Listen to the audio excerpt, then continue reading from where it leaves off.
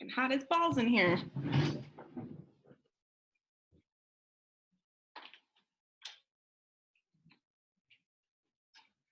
All right, let's see.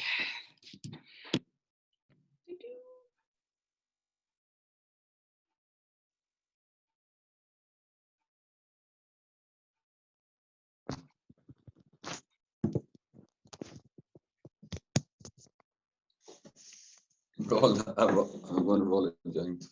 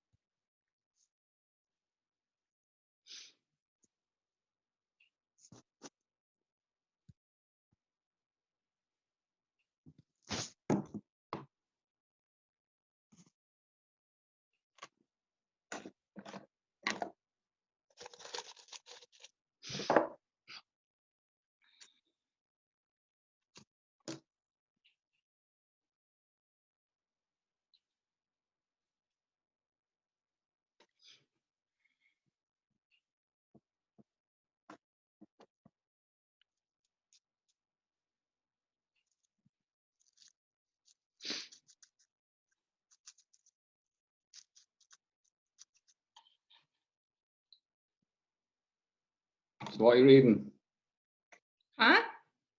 What are you reading? Were you reading something? What? Were you reading? Oh, what am I reading? I was I was just talking to a friend about the signal. They're saying they're having difficulty getting on. Okay.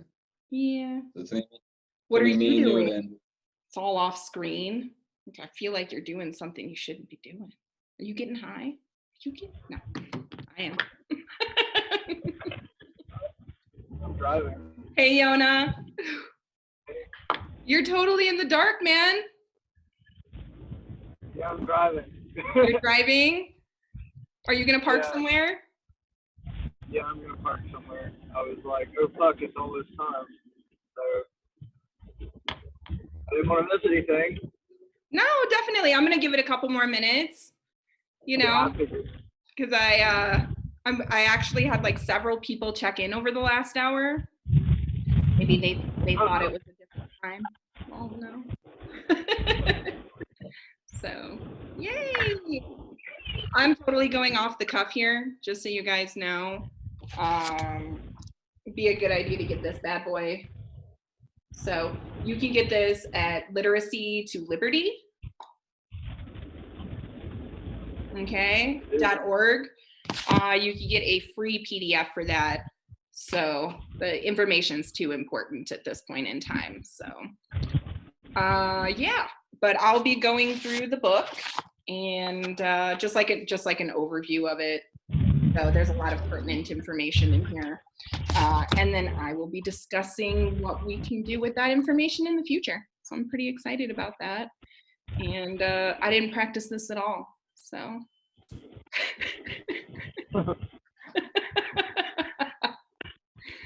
That helps give me a little bit more confidence. Yeah. Yeah, hell yeah. You know, I've had a really rough year, as you know, Yona. So I just haven't had an opportunity to practice. This is the time. This is the time that I said I was going to do it. So I'm going to do it. Cheers.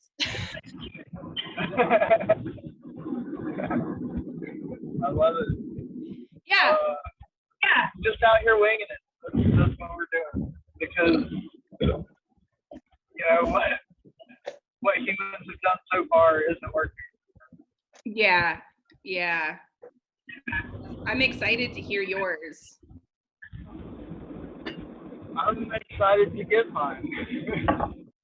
After this, we'll chat a little bit and figure out a good time for you. Yeah, for sure. And it might be, I might just be winging it too. Yeah, for sure.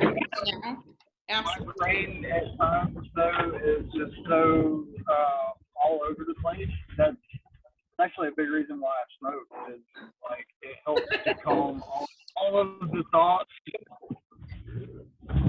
Yeah, calm down thoughts.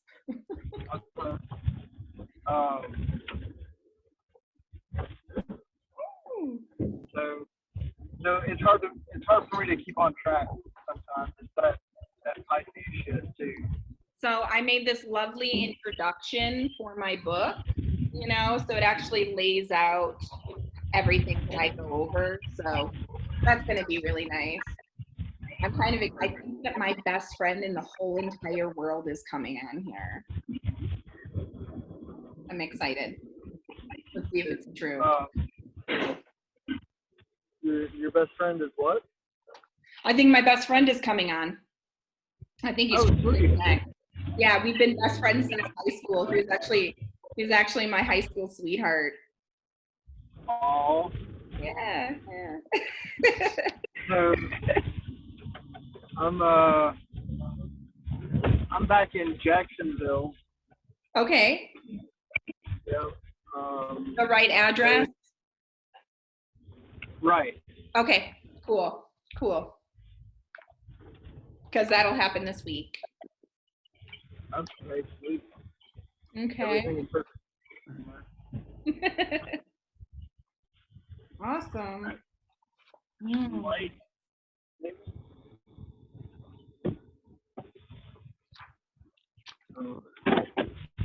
Might be able to see me, but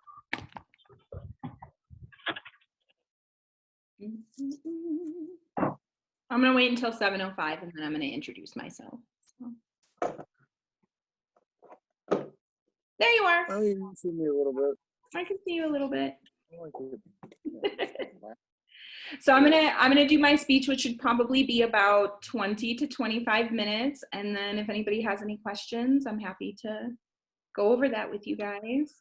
So I obviously don't have all the answers, but I think that this is a good place to start. So definitely. I love the fact that it's literally 7 o'clock and still just like super bright outside. It makes me so happy. I'm like, sunshine, yay. Yeah, that is nice. Did you go to the beach this weekend? This weekend, did I go this? Or last week? Did you go recently? Yeah, recently for sure. Cool. That's awesome. I'm so excited, man. I'm so excited for the warm weather. It's it's like 55 here, you know, so it's still It was like 90 the other day. 90. Yeah, when I went to the beach. That's like peak Yeah. heat here. That's like August heat here. Right? Yeah, but I was really excited to get into my bees, you know, and they did really, really well over the winter. So I went into winter with a 10 frame hive and came out with a 7 frame hive, which is really awesome considering my queen is like 4 years old in this particular hive. So she's like not even supposed to be producing. So for them to have survived is actually a really big deal. I did not expect it. I actually thought that they were just like straight up dead, you know? Oh. Yeah, like I set them up and everything, and then we had a snowstorm abruptly, and I never saw them again. And I thought that they just died, you know? So, yeah, no. So all winter I'm like, well, they're gone. And and yeah, so I went and looked at that, and it turns out that there's a ton of them in there, and I'll probably be able to even split the hive here come like May or June. So I'm really, really excited. I talked to the vice president of the Beekeepers Association here, and she told me that I can actually end up at the end of the summer with 3 hives. So to go from 1 to 3 is like, yeah, that's awesome. So yeah, it's a huge investment though. So like I have to prepare for that. Yeah. Like we're talking like $2,000-$3,000. Last year, a hive would cost like between $400 and $600. With lumber going up this year, it's like I'm like scared to contact my guy. You know. What's the deal with lumber going up? Why is it because all of the fires last year, or no? It's actually probably because of shipping. Oh, okay. Yeah, actually probably because of like actually milling and shipping it. So everything's becoming really expensive to ship, and nobody's talking about that. So yeah, tariffs on Canada. I'm sorry? And tariffs on Canada. And tariffs, yeah, tariffs are getting really bad too. So it's a planned event. That's all I can say. They've been planning this, man. So it sounds familiar. Yeah, I have about 15,000 bees. I went into the winter with about 30,000 bees, but probably have about 15 to 20,000 bees now. So they're kind of stupid. Everybody else who's in beekeeping tells me, you know, if you feed them outside of the hive, they'll go in when it gets cold, but this is not true of my bees. And so last year I lost like 300 of them because I left some honeycomb out by the hive and they wouldn't go back into the hive. And I came out and there was literally like a pile of 300 bees out there. I was so sad about that. And then I've been feeding them here this week because it was snowing all week. So I was feeding them outside of the hive before I can get into there and give them some sugar. And I went and checked my feeder and there's like 15, 20 dead bees in there, just so retarded, you know, just like, this sugar water is so good. I don't care if I freeze to death. So this still gets to like, 20 down here. So yeah. All right. Well, I'm going to start. Hi, my name's Rachel Sunshine. You guys may know me as Maiden Anarchy. Shout out to John Smith, Agent Smith over there, who honored me with that name a couple of years ago while I admin his page Maiden Anarchy on Facebook. So yeah, I have been an activist, agorist, anarchist for the better part of a decade now. I originally went to college for political science and religious studies with an emphasis in pre-law. I went to school for constitutional law and had actually planned on becoming a Supreme Court justice. So my entire life has actually been dedicated to just one second, I'm gonna mute. It's actually been dedicated to the knowledge of the Supreme Court and Supreme Court cases. So I have been top of my class. I actually started the Pre-Law Society at my college and then went on to create their first ever debate team, which placed nationally in its inception year. So I'm not just somebody who went to school for this while I was partying. I actually told my friends that fun is expensive, and I paid for school myself. So it was really important for me to go through it, doing 100%. I did get a full scholarship to law school, but by the time I had hit my senior year of college, I had realized how corrupt everything was. And I became really cynical. And I didn't see the path to freedom by working inside of the Constitution. So that's a little introduction about who I am. I ended up writing How Medical Tyranny Murdered the United States Constitution in January, after I sat here for like a year. So I'm sure everybody's heard about the Book Boys and whatnot, but I was actually a huge part of that group and have spent a lot of time training. So when we got locked down, I was like, all right, guys, this is it. And basically all of my friends were too scared to do anything. So I sat here for a year, planning like an off-grid community and working towards farming and self-sustainability. Which has always been a goal of mine. So when October happened and, the false flags started happening because of the election, I realized that I couldn't really sit here and be quiet about this knowledge that I have in my brain. So, for like 2 months in like September and October, I was like, man, I have this information and I don't know, I'm a nobody. So I really don't know if I should be telling anybody about this. And so I just stayed quiet. But after the election and watching them, and they literally stole it. It's pretty interesting, actually. They do a lot through the court system. So it appears as if we, it's constitutional because the legislature and the executive are working, but really what's happening is the courts are actually working outside of the Constitution to grant these extra constitutional powers to the legislature and the executive. So that is how they stole the election, actually. And I actually go into that a little bit in my book, specifically analyzing the state of Colorado where I live, about how they were able to do this. So I couldn't stay quiet anymore. And then, the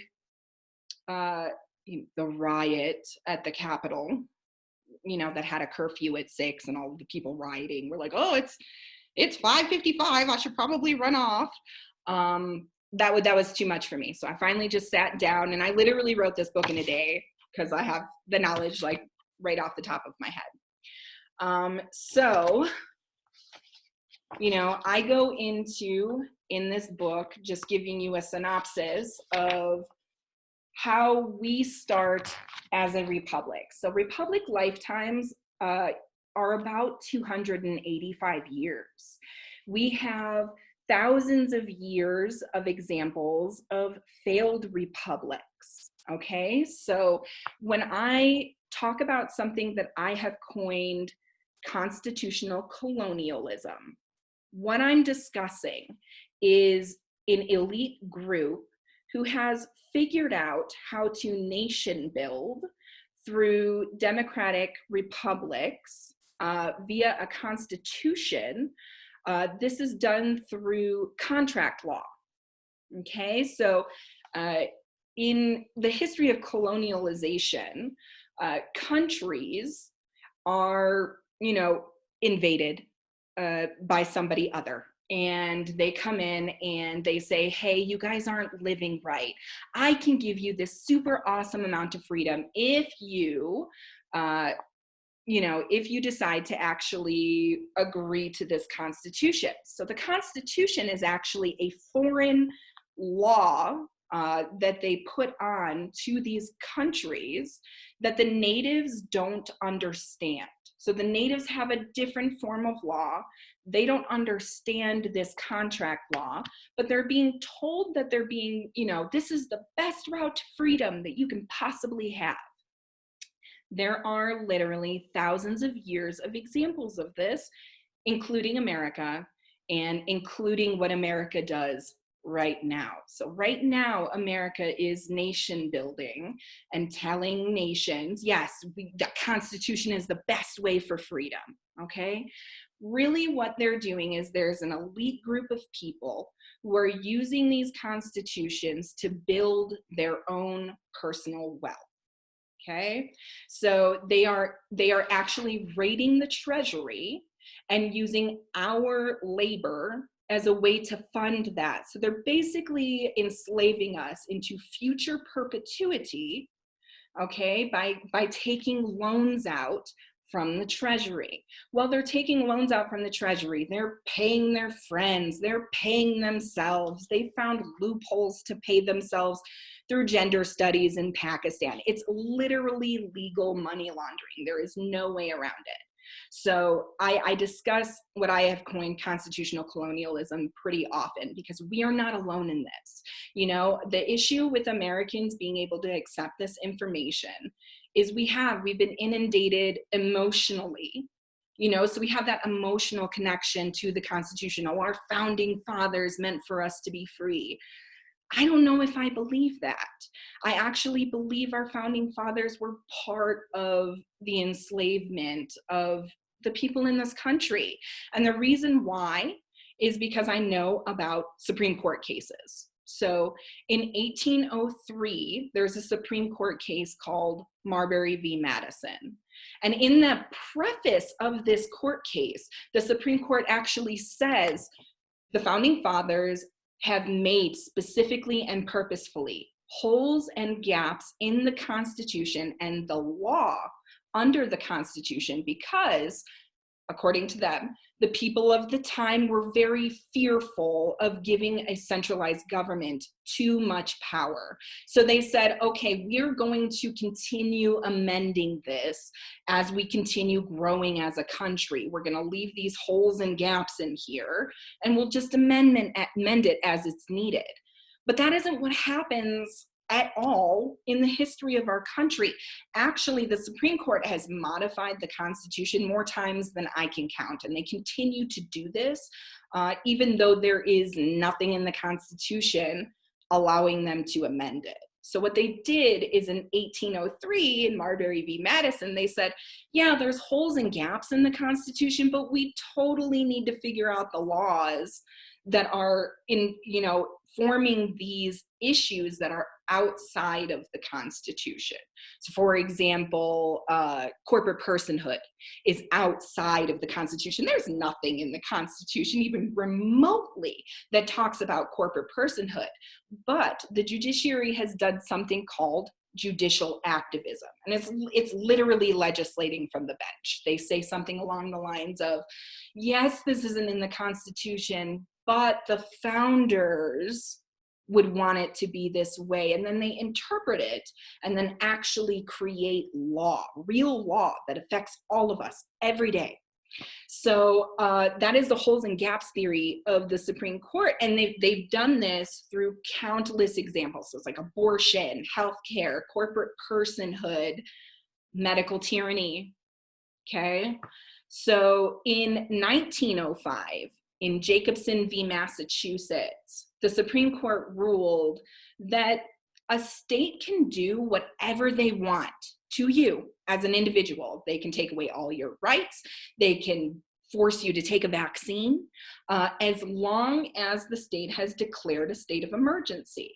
So in this opinion in Jacobson v. Massachusetts, they say, hey, we as the Supreme Court, we don't have authority to hear this because in the Constitution, it says the Supreme Court can only hear cases that fall under the Constitution.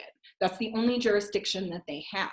So when they hear a case outside of the Constitution, like for medical tyranny, they're technically not supposed to hear that. They don't have jurisdiction over that. And I'll get into how they stole the election with that a little bit down the road. So they say at the same time, oh, we don't have authority to tell the government that they can't do this because there's nothing in the Constitution stating this.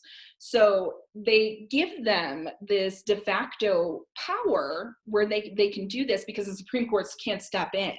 But at the same time, they also state, I won't step in because what they're doing is considered reasonable. Okay, so as long as trampling your rights under a medical emergency is mostly reasonable, this is literally what the Supreme Court says, that it's fine, and they're not going to step in. Okay, so that's how we got to where we are today. We have legislatures delegating powers to an executive who's mandating laws and fining people, arresting people, closing businesses down. You know, they're moving millions of dollars, like millions of dollars at the state level. It's insane. I think that Colorado has done almost $1 billion. They're way up there in regards to the amount of money that they have spent during this emergency. Okay, so and the courts, when the state gets sued for these, okay, they use Jacobson v. Massachusetts as a precedent to say, oh, I'm sorry, we don't have the authority to tell the state that they can't do this. They actually never had the authority to make that precedent in the first place, but that's what they did. Okay, so they've used this hole in the Constitution to say, oh, no, we can prop up this medical tyranny through the courts because we don't technically have the jurisdiction to tell the states no, even though they should have never heard the cases to begin with. Okay, so we've literally been watching them instill tons of illegal laws, including and up to curfews, what you can wear on your face, you know? And this has been the beginning of our constitutional failure. The legislatures of different states have figured out that they can delegate emergency powers to the executive via emergency medical situations, and the courts are not going to step in. So they're all working simultaneously together. Here in Colorado, they've been doing it since 1992. They've actually amended the Emergency Powers Act like 7 times, all the way through to 2018. So it's been incredible. It's not just Republicans, it's not just Democrats, they're working together, okay? So the issue with its unconstitutionality is the Colorado state constitution states there's an actual specific delegation amendment in there, an article, and it's Article 3, and it states that the legislature cannot delegate their powers to another branch of the government. As a matter of fact, no branch, no legislature, executive, or judiciary can delegate their powers to another one without creating an amendment. So the reason why it's unconstitutional is because they're not making amendments, which is the standard, the legal standard for it. They're actually creating like just law, just statute, which doesn't meet the constitutional standard. So then we have these judiciaries, okay? So for example, Colorado closed their courts, okay? The executive closed the courts and said, we're not even gonna hear your cases, we don't care. And so, you know, somebody sued for that and said that's not right. So it went to a federal judge, and the federal judge said, and he's directly quoted as this, well, you know, they delegated the powers to the executive, but they did it unconstitutionally.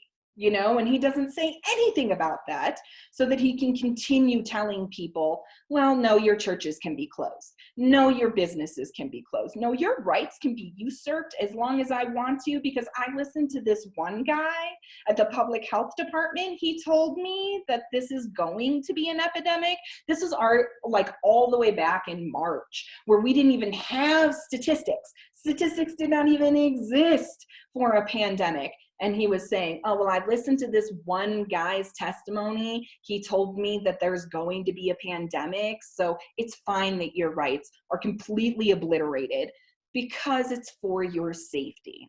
Okay. And they do this throughout the whole country. They do this in Michigan, where the Supreme Court actually rules, yeah, all of these mandates are unconstitutional, but we're still going to enforce them. Like, it's crazy. I've never seen anything like this in the history of America. It was by state, but this is like a full, frontal force where they're actually like, okay, we're all going to work together right now. Okay. And so they have these drastic responses to a medical emergency. And that's how they left the gap in the Constitution to actually form a medical tyranny. There's no way around it. They have formed a medical tyranny. We are not even allowed to go outside of our houses sometimes. I moved from Denver because they were arresting people for going to the park. I moved away because cops were literally circling my parking lot to make sure that nobody was going outside. It was complete and utter fascism. Beyond that, the media has made it so that your neighbors snitch on you too. And so people in Denver were talking about, like, if you bring your kids to the store, we're gonna call CPS for child endangerment. Like, it was really, really bad here. And it continues to be that way, and it's unconstitutional. So, to me, I'm also a little bit of a medical advocate. I almost died when I was 29. I have a super rare kidney disorder. So I am also aware of the truth about the medical field. And so for me, I was looking at the statistics. Is this a real medical crisis? There's no legal standard for declaring a medical emergency. Okay, there's nothing. The courts have created no standard for this. They usually create standards or tests, okay, to create compelling interest in government interference in restricting your rights. Okay, that's what they call it, compelling interest. And they usually create a standard for this. There's no standard for an emergency medical response. None. They've created none. Oh, it's been declared. That's it.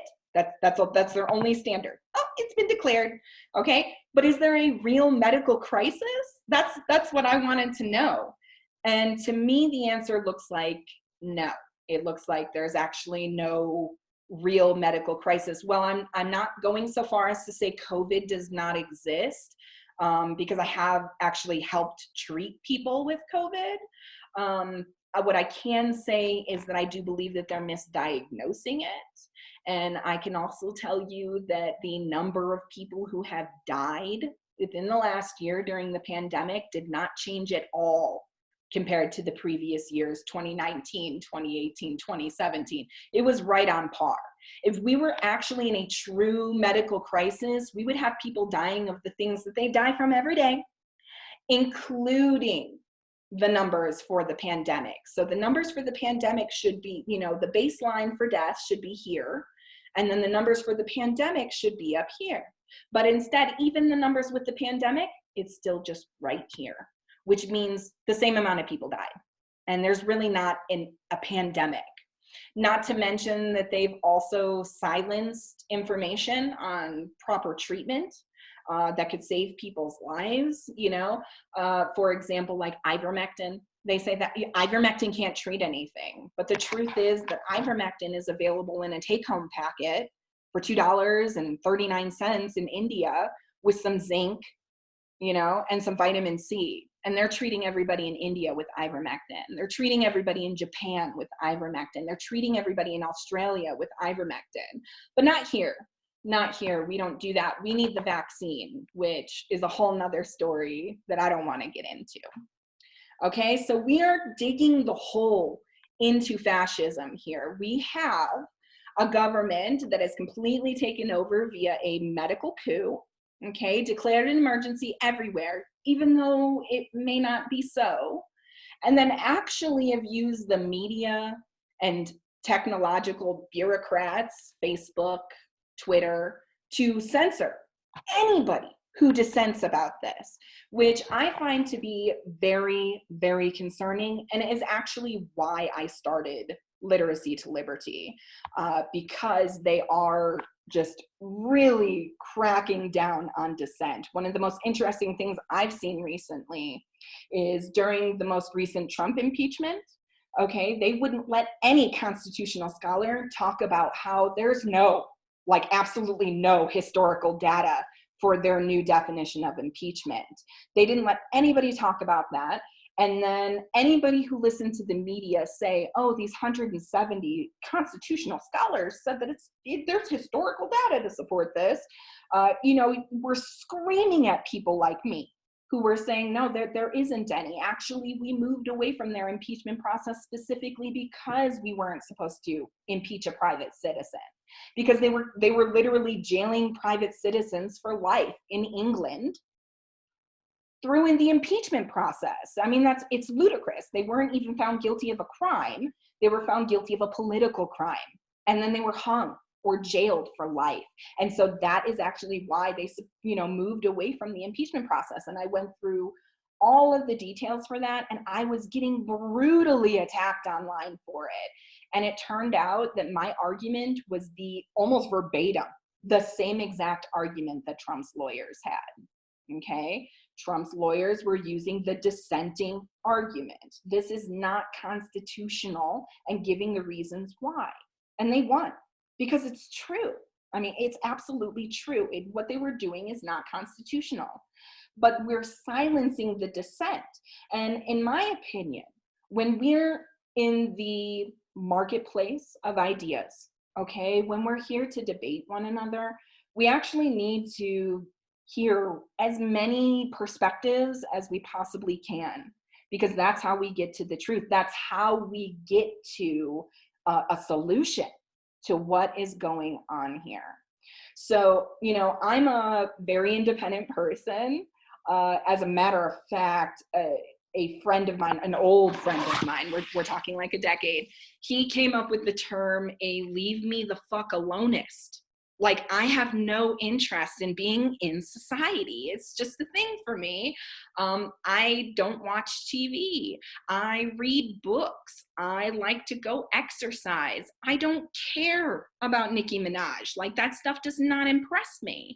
So I have nothing in common with society, and it's actually really difficult for me to go out. So I'm gonna leave me the fuck alonist, and I think in this case, after going through all of the legal analysis that I've gone through to determine that we are in fact in a medical tyranny, there really isn't a solution that I can come to alone, so I need everybody's help. I need a majority of people to understand this is what's going on. We literally have a criminal class who is in charge of us. We have given them this power to be in charge of us, and the Constitution allows us to take that away, okay?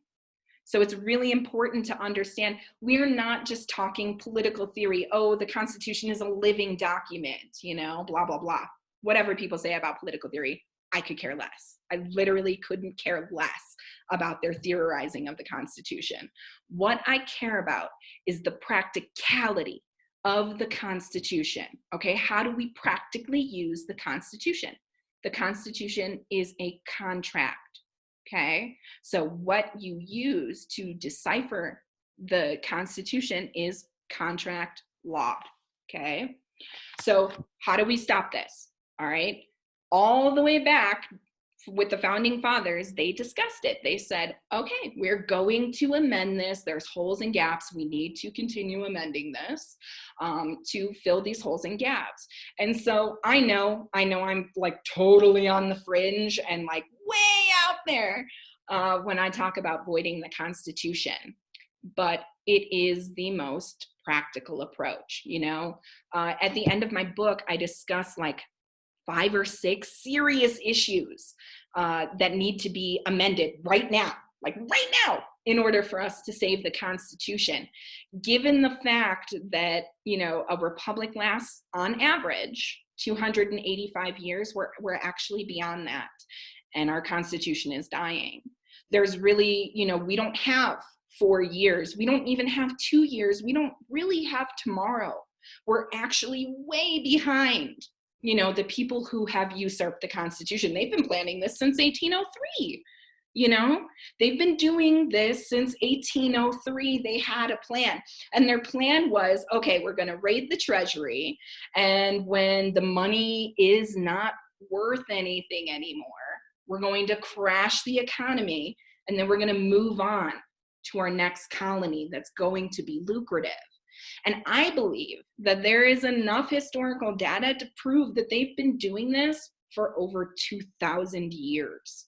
So America is nothing unique, really, in regards to being a republic. It's unfortunate, and this is kind of where I have a disconnect with most Americans. They get really offended by that. I'm not trying to be mean. I just know that the historical accuracy, the proof, is in the pudding. Historically, we're actually just a colony that's being raided by the treasury. We're farmers, you know, who trusted lawyers to make this contract, and they have betrayed us. And it has been going on this entire time. And we are so far behind at this point that I really don't see any practical way to solve this other than just cutting the head off the dragon. That's it.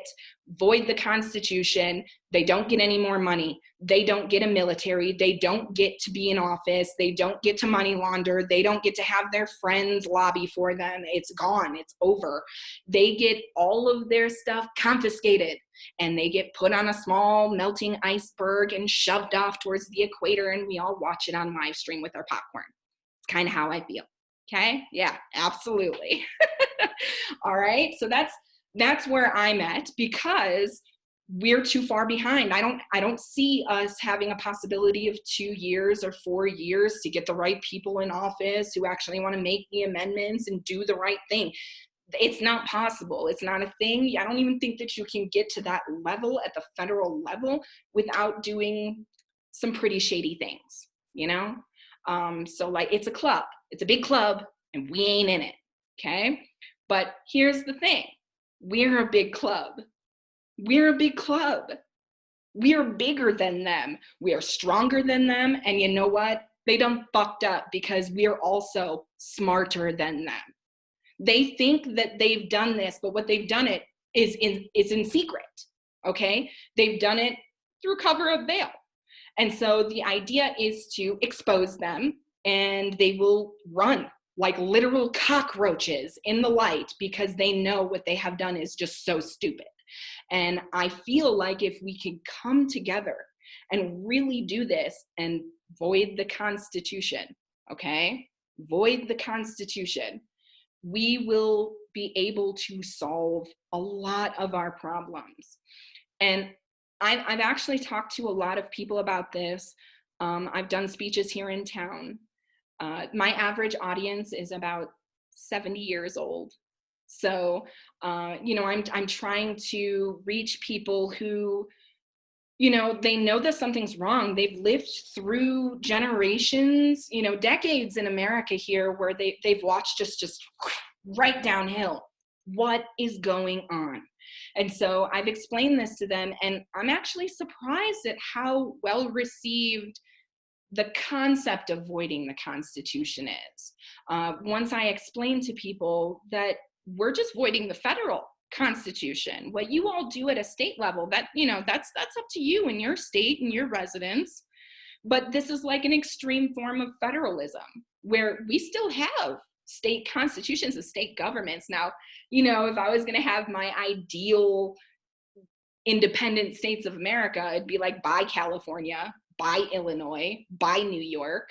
You know, you all have told you're traitors to the American people, and you will be absorbed into other states. And so then those other states would get the real wealth that the federal government has accumulated.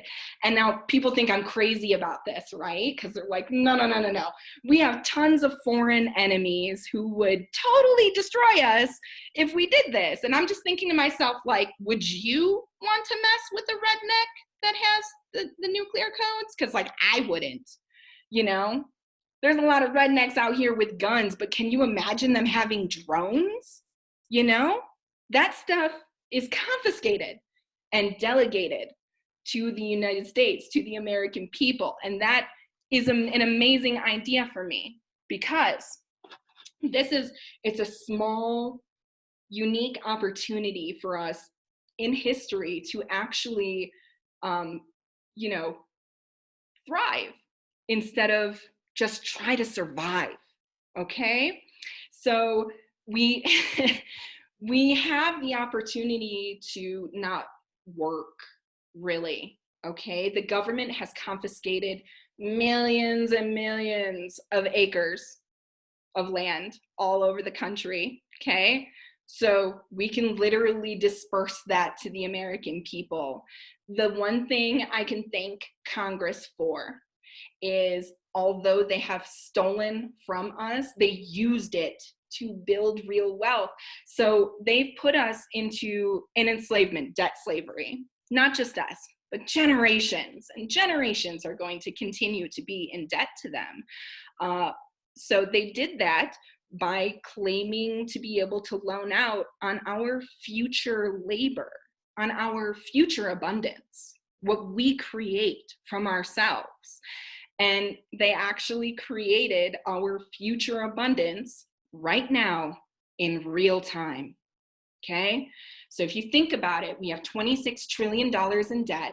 A lot of that has gone towards building real wealth. We confiscate that. We have $26 trillion of future abundance right now, okay? And I think if we have the opportunity to do that, if we come together as Americans, we do this amendment, we literally write it out so that we have this capability to do that. We get rid of the people. They are on an iceberg.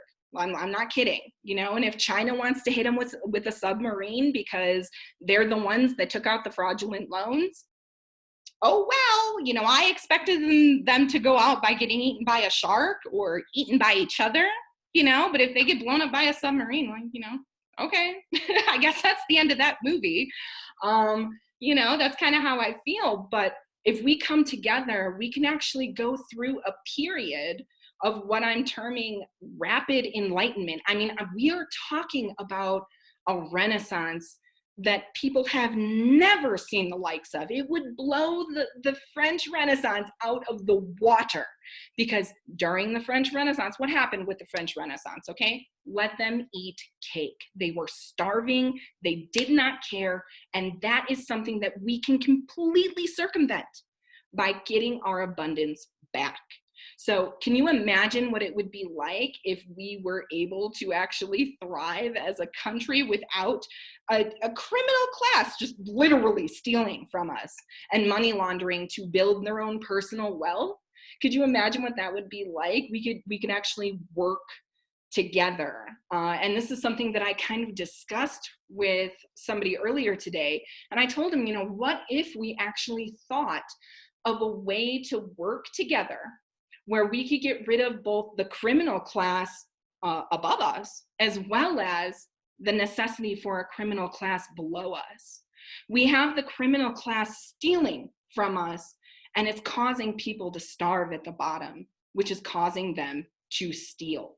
Could you imagine if we instantly eliminated that?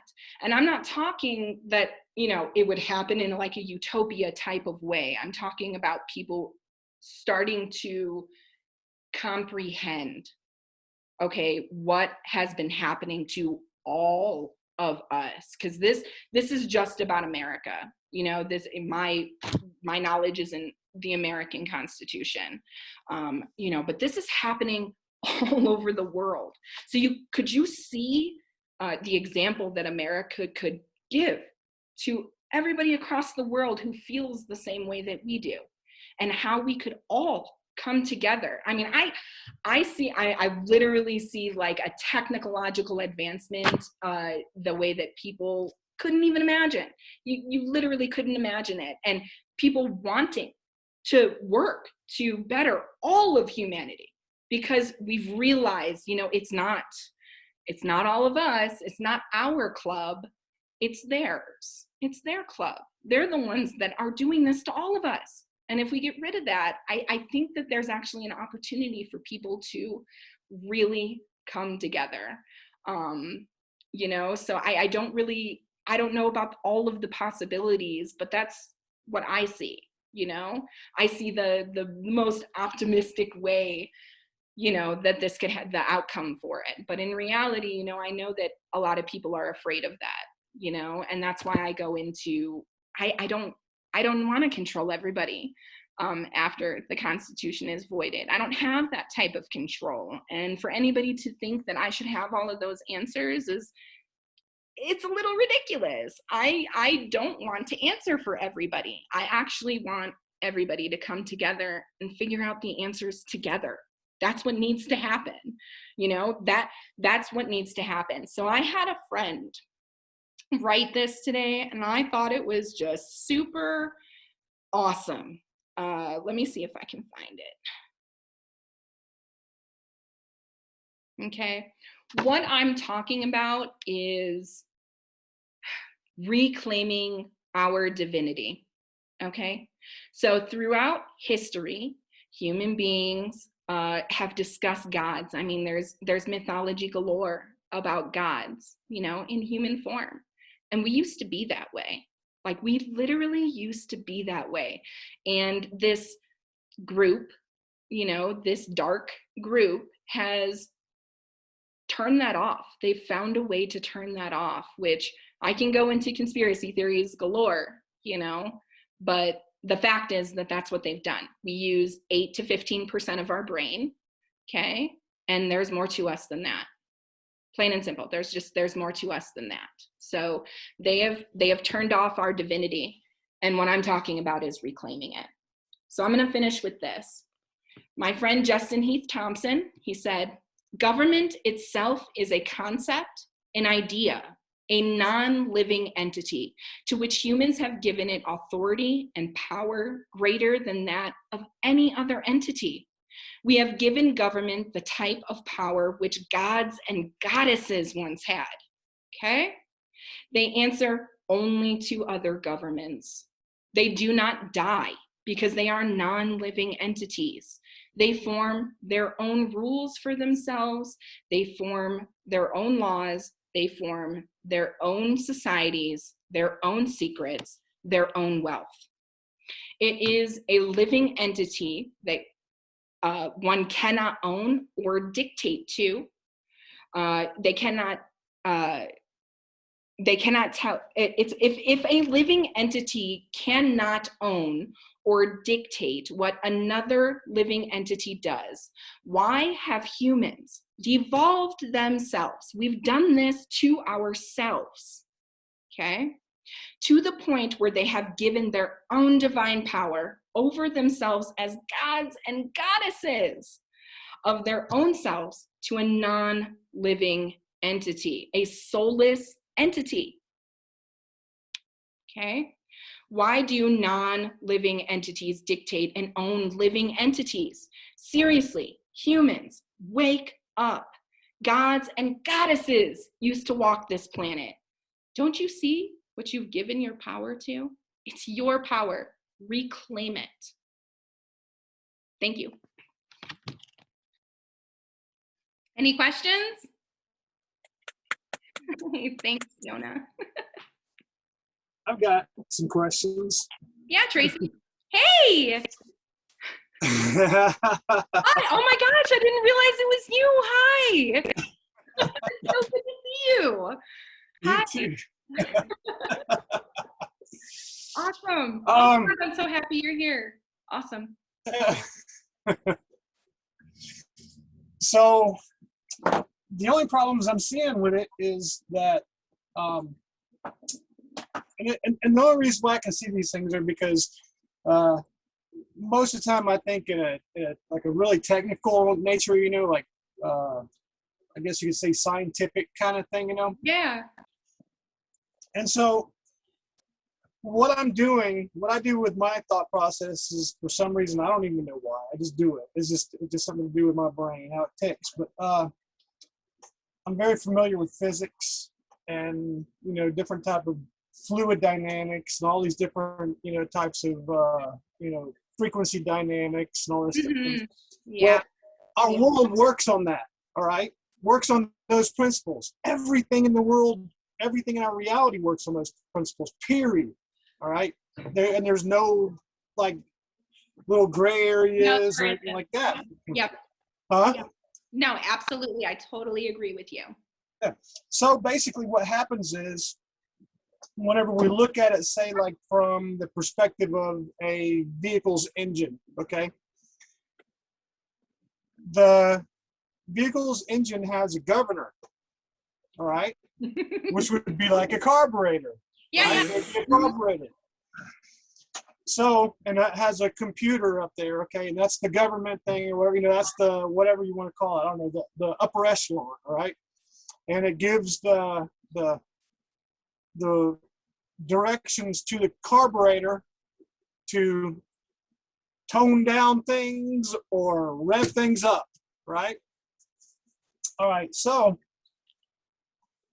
what it's basically doing is the same as it's assimilating everything that's in life, because since everything is made of all these different electrons, if they weren't governed in some way, we wouldn't have what we have anymore, because electrons could just freely flow everywhere and there would I be know. no Wouldn't it be fun? Bing, bing, order. bing.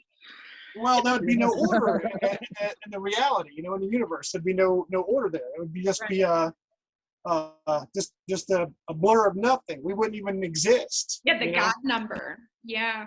Yeah. Well, because the thing is that we, like, the electrons that make up our bodies, you know, the different things, is have to stop somewhere. You know what I mean? Your skin stops and everything, and the rest of them become air at some point. Yeah, You know what I mean? for sure.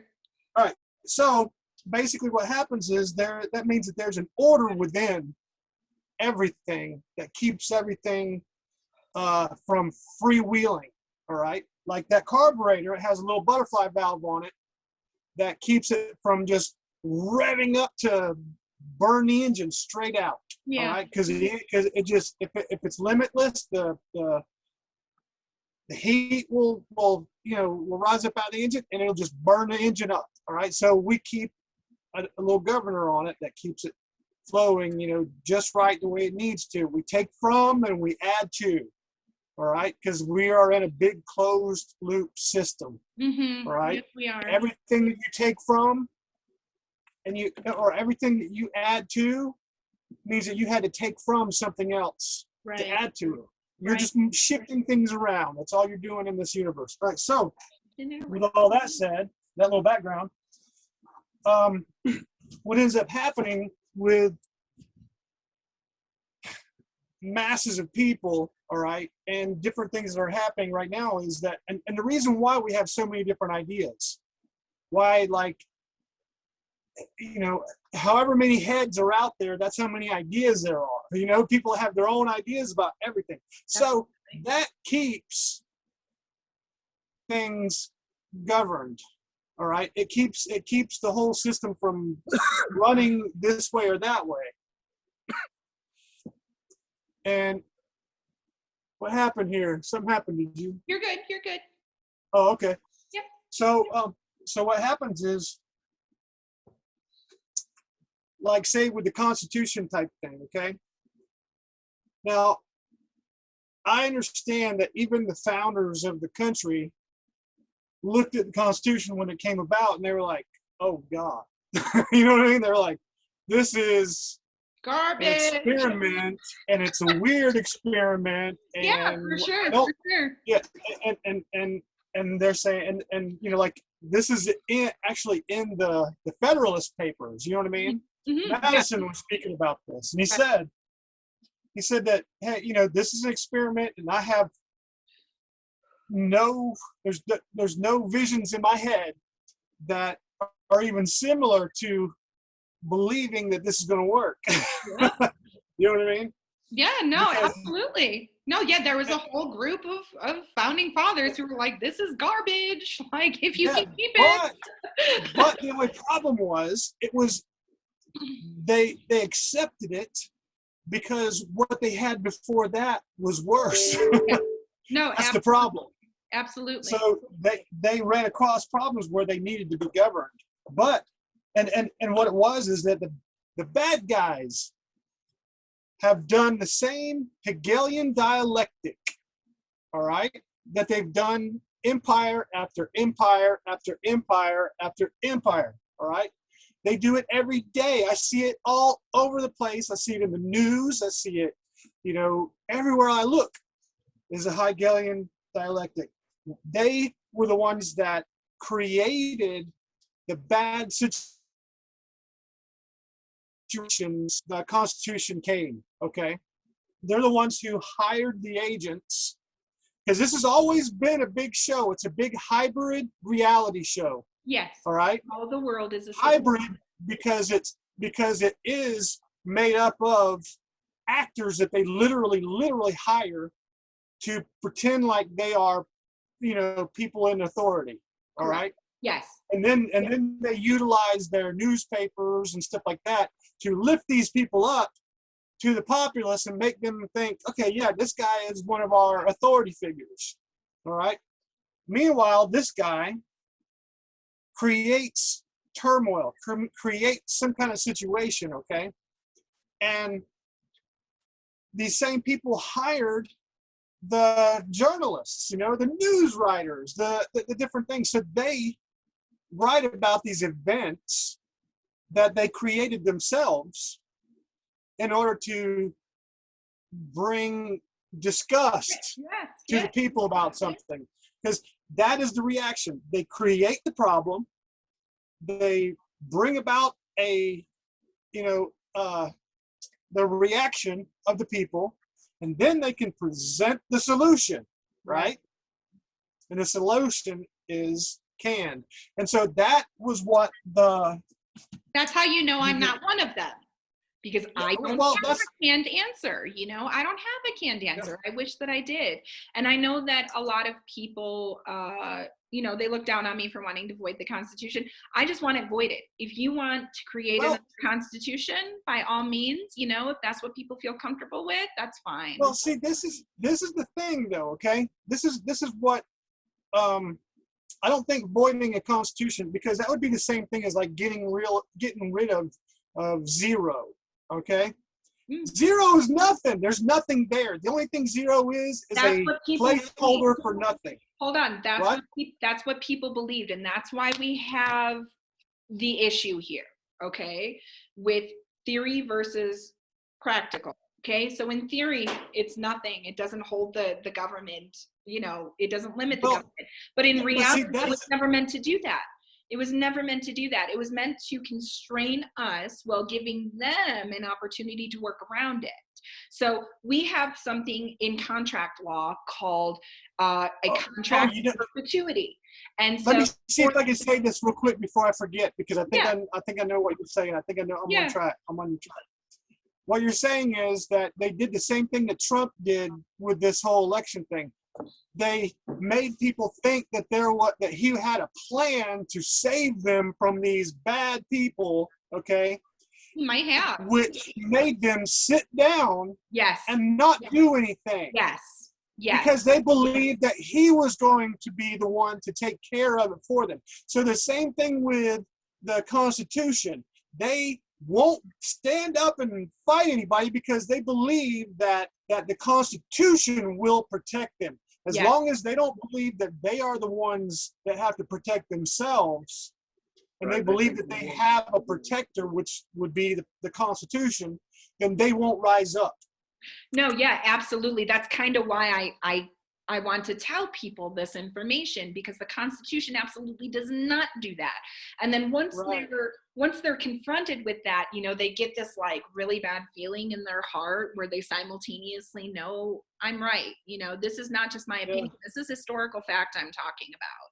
You know, they get really upset, and then it takes their brain a little while. I have noticed this, you know, it's been like, you know, almost 3 months since I wrote this. And so I've gotten the spectrum on people, you know, all the way to like, fuck yeah, Rachel, all the way to you're a lunatic. You're a lunatic. How can you possibly believe this? And you know what? I'm not the only constitutional scholar who believes this. This has been going on. People have literally been talking about voiding the Constitution since the beginning. You're right. They've literally said it's not going to work since the beginning. And many, including Thomas Jefferson, came out and said, this is wrong. This is usurping the Constitution. It's done. We should be done with it. Even Thomas Jefferson. Yeah, because those guys were the ones that actually went and burnt down those, you know, that did the Tea Party thing. You know what I mean? The real Tea Party thing. Absolutely. And they're like, fuck a goddamn Constitution. We don't need that shit. You know, you know, I get that the Constitution is nothing a lot. The Constitution is a relic and it's outdated and it doesn't do anything, but it does. It constrains us, you know, so it is a contract in perpetuity. Okay. So like here, for example, it exists in real estate, a contract in perpetuity. Let's say, you know, out here in the middle of nowhere where I live. Okay, there's tons of acreage in the mountains, and it's sometimes really difficult to get to your property, but it might be easy to get there through your neighbor's property. And so your neighbor agrees to contract with you for an easement. Okay, and sometimes those easements can be a contract in perpetuity, where the original signatories say something along the lines of, anybody who purchases this property in the future, anybody who receives my property in heritage, my family, anybody, cannot void this contract. Okay, so it's called a contract in perpetuity for contract law, and it's really hard to get out of. That's what the Constitution is. It says this contract in perpetuity in the preamble. Okay, but there's no actual perpetuity clause. And there's nobody to police it. Correct, and there's nobody to police the thing.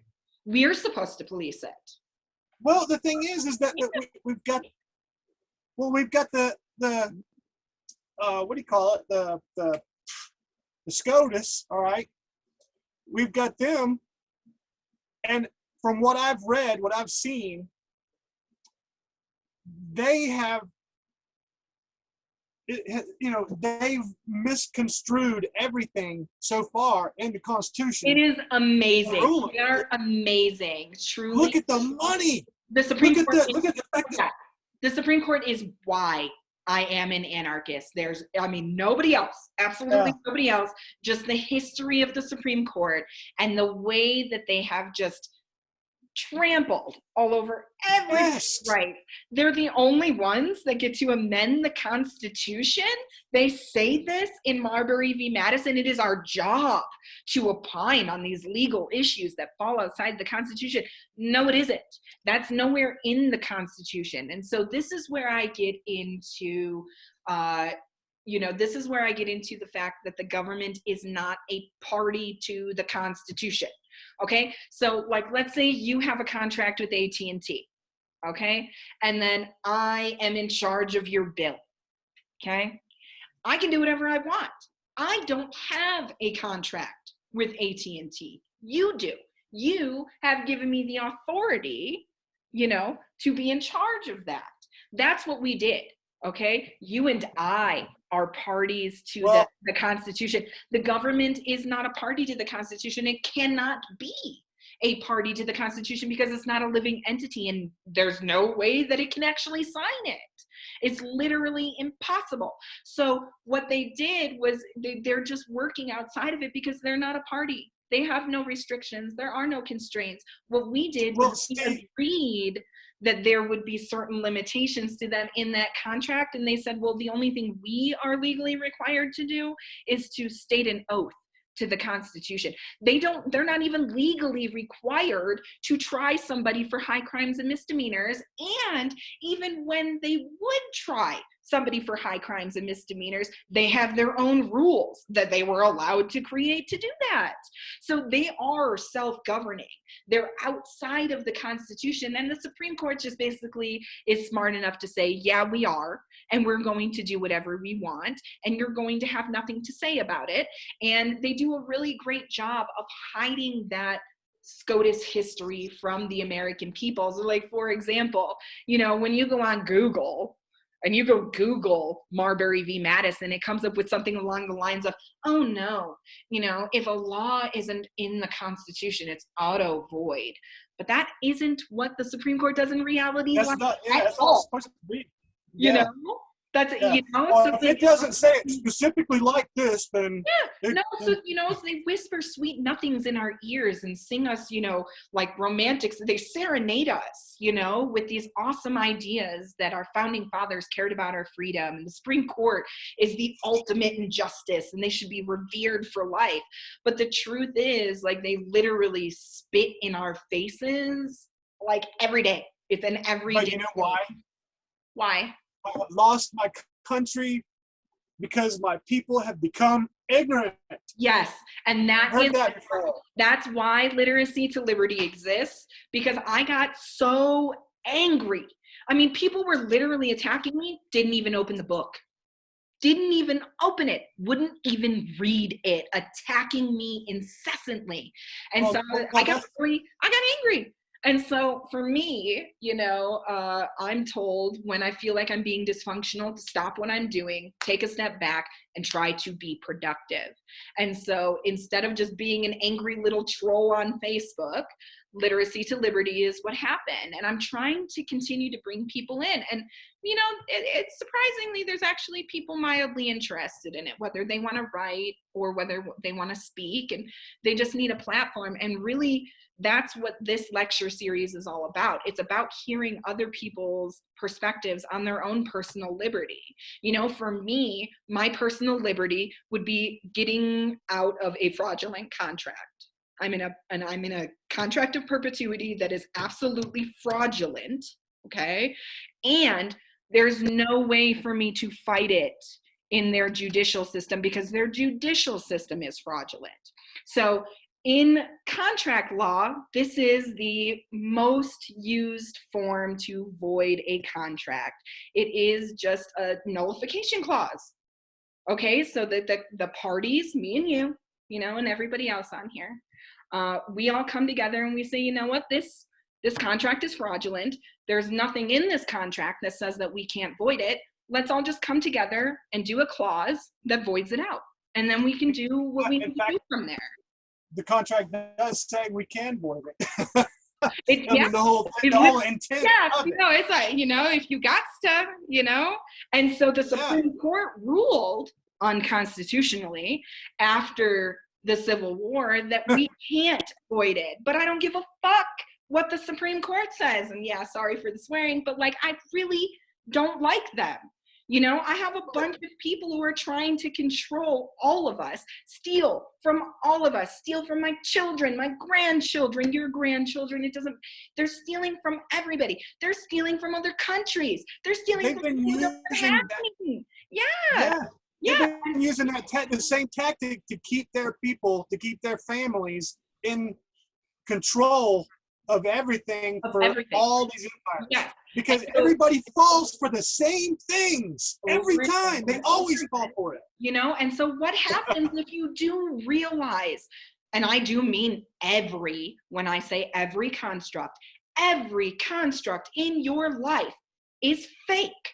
The economy, politics, society, literally every single one of them is a fake construct to simply control you, your brain, your thoughts, the message you hear, what you give out to other people, your perspective.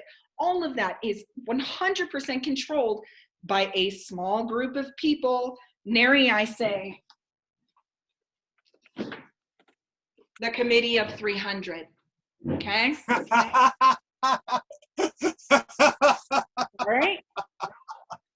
So I know what exactly we're what talking you're about talking here. about. We're talking about an elite group of people who have been, Also, Switzerland. yes, who have been using a form of government, whether that's a republic or an empire, a constitutional democracy. It doesn't matter. They have been using it to steal from people, the natives of that land, until their money is no longer of value. They destroy that economy and they move on to the next colony. They have been building their personal wealth for years. I'm quite sure that they have a huge underground compound. So when you're talking about frequencies and you're talking about how everything is a closed loop, they're in charge of that, so even if we were to void the Constitution, I understand there's still several layers that we have to go through, but my hope for humanity is that once we acknowledge this and we learn from our errors, that we can actually, I don't know, dig these weasels out, drown them out of their holes, smoke them out. I don't know, whatever us hillbillies do, to get the rodents out. They gotta go. Well, even whenever you go through and you read the minutes of their first meeting at this committee of 300, that it's just the nameless that cannot be named. Yeah, I mean? they literally mock us in movies like that with Harry Potter. No, that the name that you cannot say, it's a real person. That person exists somewhere underground. And that's how I think of him. He's so far unreachable that even if I were to try and dismantle the entirety of governance on the whole world, and that was my legacy that I left to the world, he would still have control. I mean, it's literally the man behind it. You do know that Medusa was basically an allegory of that. Yes. No, or not Medusa, but what was the one with all the heads? Syrah and Charybdis. Or are you talking about the sea monster? Sea monster that you chop off one head and another one appears. It starts with the C. Yeah. Who? Who is that? Hydra? Hydra, yeah, Hydra. You only know that because of comic books, huh? No, I'm 51 years old. I read Homer. I read Odyssey. Yeah, no, I actually have that. I need to reread it. I actually have that on my bookshelf, and I was looking at it today, like, I need to reread that. I need to brush up on that. It's a good one. Yeah, especially Odysseus' adventures whenever he had. So I'll actually be reading this to people. I do every other Tuesday. I do reading sessions, and so I'll actually be reading. Is that a watered down version of it? No, this is the real one. This is the real one. Watermarks and everything. Yeah. This is So I'm excited to read that. We were doing a book club, but everybody's like, we would rather just like sit here on Zoom and have you read that to us. So that's what I'm gonna do, and I don't really have a problem with that because it's still getting information out. So I have like a whole reading list for Literacy to Liberty for people to learn about what we're going through, and that psychological manipulation and frequency manipulation and like the whole 9 yards. You got it. So, and I sound like a crazy lunatic, but given in light of what's going on right now, it's like, what am I supposed to do? I can't be quiet anymore. I just have to say it because I forget things real fast whenever things come on. But I literally have somewhere on my computer, I have documents of pamphlets that were made by those people that you're talking about right now. Yeah. That were afterwards, that were discussing not the minutes or whatever, but this was something else that was discussing some other things involved in congratulating each other for different things that they had, and it's on a library. It's on one of the libraries online. It's in like a government library that they had this. They had the actual send that to me, and I'll put it in the next newsletter. I'll have to find it. Yeah, because I do a monthly letter. I do a monthly newsletter for Literacy to Liberty, and I do have a few people who are interested in writing for that. You know, I had invited them Oh, to and you're do gonna it. see it's interesting. Oh my God. Yeah, you know, I had it proves that it's true. I had invited about 20 people to do a speech like this for Literacy to Liberty for the lecture series to go all through the summer. You know, some of them said, I don't know if I can do that, but I'd be happy to write for you. So they're going to be writing some stuff for the newsletter. And I'm really excited about that. So, you know, we're all coming together and trying to more, you know, I'm not really one, again, for like trying to control the outcome of people having information. You know, I can't stop what's going to happen from that, but I want to break down the dam that is stopping us from getting this real information. It's real information, it's pertinent, and, you know, whether we like it or not, it's the truth, it's history, and it belongs to all of us. So, Here, here. yeah. Does anybody have any other questions? Well, it's everyone always talks about the Constitution in terms of the Federalist, and they don't seem to really talk about the Anti-Federalist. And the Anti-Federalists were the ones who were opposed to the Constitution and the coup that happened. Yes. I'm not someone who feels the articles were completely useless, because the concept was to amend it to help pay for the Revolutionary War. That was it. Yeah. And they went way beyond that. That was our first big change. And then the Lincoln administration was the next big change, when we went from states' rights to unionism. Yes. And that was a whole brand new America. Yes, it was. Yeah, and the Supreme Court ruled that that was supposed to happen. You know, that's our right to rule that way. And I do agree with you, actually. Even in you know, high school government, when I heard about the Articles of Confederation, like that just made me all like warm and fuzzy inside, you know? But when I started learning about the Constitution in depth, and we're talking like, I shouldn't have the knowledge that I have because I didn't go to law school.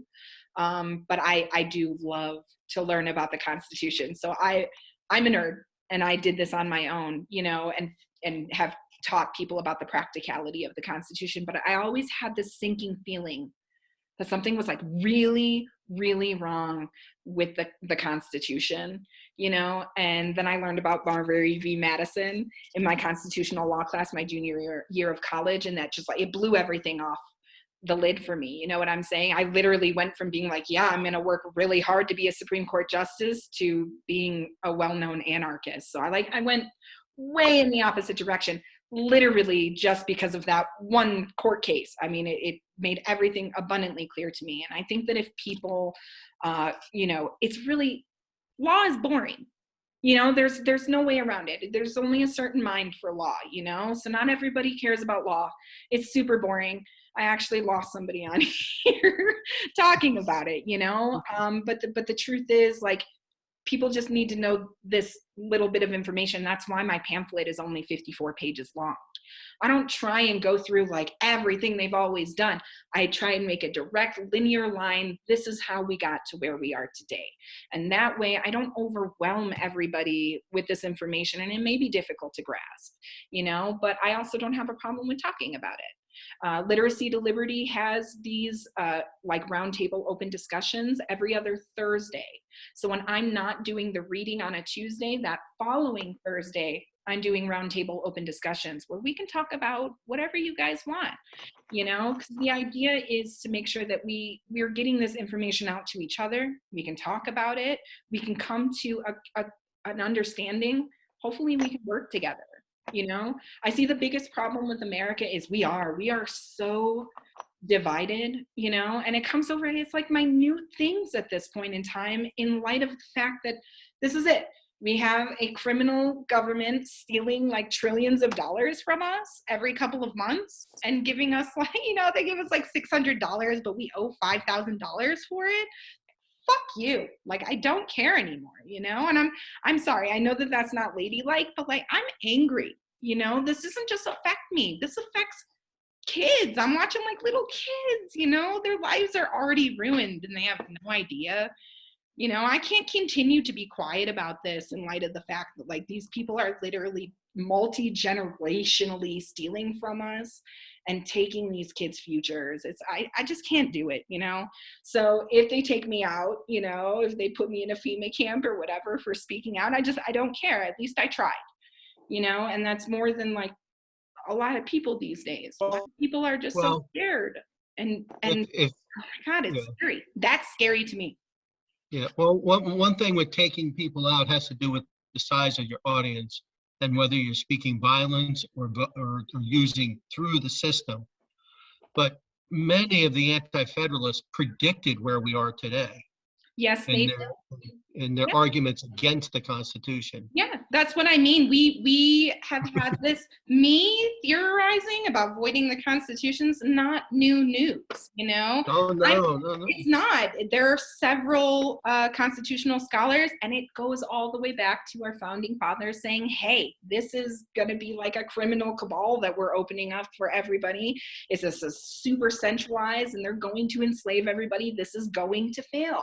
You know, there were a ton of founding fathers that felt that way, you know, and they weren't wrong. And woman. And woman. Mercy Otis Warren. Well, there were a few women, but she wrote one of the anti-federalist papers. Yeah. It's and Lysander Spooner talked about the nullification. Yes. Especially Yes. You know, a lot of people talk about him to me, and I think that that's awesome. You know, I'm honored to be considered, you know, on par with those people in our political history, and I think that they're on the right track. You know, it's not about, you know, I want people to be free. I want people to be happy. I don't think we're doing it with people at the top stealing trillions of dollars from us. You know, I don't think it's happening. And this is actually why America is so depressed and why we have so much anxiety. We are literally like in denial. You know, we see something, it registers in our brain psychologically, but we are denying it because we don't want to deal with it. And then that manifests itself in different ways. And so this is me writing my book. It was actually like word vomit. I had to get it out. Like it was stressing me out to not write it down. And I don't care how many people I reach, you know. I don't care about being famous about it. I don't care about any of that. I even put, you know, Maiden Anarchy on there as my byline because I don't care. The information just needs to get out there, and I need that, and I need help. You know, because I'm a recluse. I actually have been hiding on the internet for like 5-6 years, just, you know, being my small friend. You know, like on my regular page, I have like 600 people on there. You know, on my regular Facebook page, because I'm not much for interacting socially. I told you I'm a leave me the fuck aloneist. So coming out here and having to voice this and talk to people and, you know, try and tell them this information, it's actually really hard for me.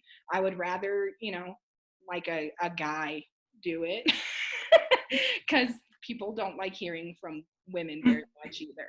So I love that you're doing it, and well, I think thank you. I think that it's representative of our transition into this new age. I think we're there. I think we're like right on the cusp of having this awesome age of enlightenment. And I'm like, you know, I'm trying not to like rush it, you know what I mean? And I'm also enjoying watching people come to it. I'm sorry, what'd you say? Oh. Hey, yeah. something I wanted to mention, because I just came up with a correlation that I hadn't thought of before. And just like in religion, and I'm sorry, I bring things up a lot of times that are might sound like, you know, like, oh, well, we were talking about that like way earlier. Are you still on that? That's fine. That's part of my ADHD and other. The wheel's turning, man. The wheel's turning. That's what matters. Yeah. And so one of the things I was thinking about was like with religion, they try to tell you, you know, in there it says You know, if somebody does something bad to you, don't try to retribute yourself through, to them. Let God do it. God will do it later. You know what I mean? Later. Let karma take care Yeah, of let it. karma do it. Don't do it yourself. Let Right, let somebody else do it. So it's the same thing as like with government, with this Constitution. We have to wait to, like when a police officer sits there and beats us down, we have to wait for a while. We have to let him beat us down, go through whatever trouble and trauma and turmoil that we're going to go through. And then we have to wait for the government to be able to get the retribution for us, if they're even going to do it. And so it's the same thing with religion. They give us that same story, that same thing, like, hey, just don't do it yourself. Let God do it, because he says, let me, vengeance is mine, says the God, says the Lord, right? And vengeance is mine, says the government. Yes. Right? No, I'm actually all about, and I know this sounds funny, like a non-violent overthrow of the government, and that's why I've come to the terms of voiding the Constitution, because you're talking to Angel from Apocalypse Ball. You're talking about the girl who's, stay calm and nuke the world. This was me 5 years ago. Like, I truly, totally misanthropic humanist. I love humans, but it looks like we're going to have to cull, Well, the problem I was problem is totally this, about, though. I was totally about doing it myself, but, and I'm still all about that iceberg. Don't get me wrong. Let's get them on that iceberg. But I don't think that a vast majority of humanity is actually at fault here. I think that we're actually just ignorant, and I can't really condemn people for that, because I'm still ignorant about a whole slew of things. Like the stuff that I know is like a tiny itty bitty little drop in this ocean of information. And we have, there's 7 oceans. Well, one of them is misinformation. And we have so much misinformation coming out from all, I was talking to people, I literally in January was like, everything's misinformation. Like, there's a military coup going on here and you guys don't even know it. That was literally what I was watching, and everything was misinformation there for a hot minute. And we're still there. And so that's the issue. One of the issues I've come across more than anything is that people have paid for this misinformation. Okay, so we have like tons of people who went to college to pay. They're like, here's like $3,400. Could you just feed me a bunch of lies? And so when you try and confront them with those lies, like, they get angry because they paid for it. They've invested it. They put their time and energy and money into misinformation, and they don't want to hear it. Exactly. And other people will justify it by spouting the same shit. Same shit, man. So every day. So whenever they hear the same shit being said by somebody else, they go, hey, that person agrees with what I'm thinking, even though it wasn't him or her that came up with the idea. Yeah, they got it fed to them. Yeah, absolutely. My stepdad did exactly that the other day. He did exactly that, and it pissed me off so bad. I'm sitting there telling him, I was like, look, you guys are religious. You guys are into the whole God thing. And yet you're sitting here watching these news channels where these people are literally, if you want to look at it like this, it's a big satanic thing where Satan is reaching into your living room and just feeding you just lies and shit that gets you disgusted and throw your whole world off. And he was like, well, but the only thing is I get my news there because they're the people that agree with the things that I think. Mm-hmm. And I'm like, no, they're the people that give you the idea of what you think. Yes, absolutely. I was with some church-going folks, and they were talking about their mark of the beast. They're like, oh, I got my first mark of the beast. Oh, I got both marks of the beast. I'm good to go. Yeah. And then they look at me with like this demonic look, like, what about you? And I'm like, I'm going to be so quiet right now. I can't say that I got my mark of the beast. So, and that's, that's where I'm at. And people really do just love to hear what they think. And, I do offend a lot of men, for coming at them as a guy would. I've literally been told, well, you're a guy on the internet. Yeah, I am. I kind of act like a guy on the internet. I'm not really a lady. And it's hard for, guys my age to watch that a lot. So I've been ridiculed just for writing down a historical legal analysis. I've literally had people hate me for it, just for opening my mouth, and I don't care anymore. Well, they do that with men too, though. Oh, they do. Oh yeah, Rush Absolutely. Limbaugh. Oh my God, when he died, I tried to send him my book because I figured his audience would probably be more inclined to hear what I have to say. Because at the end of his lifetime, he was literally talking about like, what the hell is going on here? Like something is seriously going on and we don't have the answer. What is it? I have the answer. It's right here. Here's this historical legal analysis. You can read it for free. It's available on Literacy to Liberty for free, the PDF, because I don't care. People need to read. But Rush Limbaugh was a feeder. Yes. He was a feeder of bullshit. He was you know just what I there mean? for a limited hangout only. Yeah. Yeah. He no, was there to drive the Republican perspective, in the Yes. direction that this group of Yes. 300 Yes. wanted to go. Yeah. They're defaming. They're really good at that. They're so good at that. Oh my gosh. I give them mad credit. They're very smart. Okay, they are. Well, They're really smart. Not as smart as all of us, but they're Well, smart. the thing is, though, listen to this, though. What they got us on right now, though, is this. If we try to fight any part of the system, since the system is all us, it really is. It's all us. Yeah. So if we try to fight the system, Right. it's just like an autoimmune disease. It is all right? like autoimmune disease. Because it's like the system killing itself. All right, the people killing their own selves. It's just like with these kids. This is actually the conclusion riots that I've come to, which like made me really sad, and I didn't talk to anybody for like 2 weeks. But a lot of people are going to die anyway. I mean, there's just no way around it. Whether they're going to do it, or if we fought the system, it would still happen. We would all, it's going to happen. And I may even be part of that. I have no idea. You know what I'm saying? I'm not saying like I'm some elite who's going to survive this because I have information. I actually believe that I'm going to be like one of the first ones they're going to take out. Like, this girl needs to shut the hell up. So, well, right now you're what they call a useful tool because right now they're in the they're in the realm of what they call revelations, just like in the Bible, because they did all these events. What they're doing. They funded all these events. They funded all the child pornography stuff. They're the ones that even directed the films, did all that stuff with all the things.